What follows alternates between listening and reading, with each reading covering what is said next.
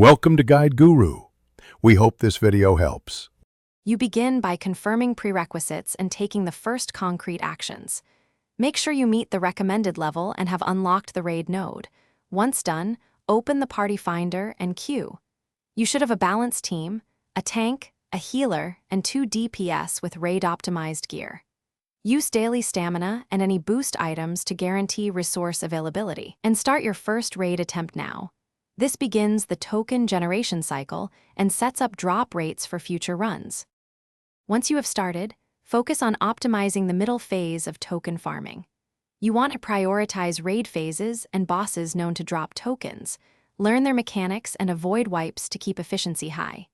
Make sure to rotate support units that grant token drop bonuses or event-specific buffs, since marginal bonuses compound over many runs. Also, aim to finish clears in about 5 to 7 minutes when possible. Quicker clears allow more attempts per daily reset and increase total token yield over time. To complete the cycle, claim rewards and convert tokens promptly so you don't exceed caps or miss time-limited offers. Use accumulated raid tokens at the event vendor or exchange and spend leftover currency on tiered rewards while reserving some for a final push.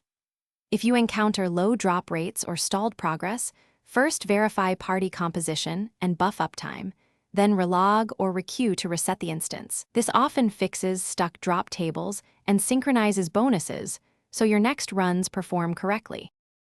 Thanks for watching. Consider subscribing if we helped you today.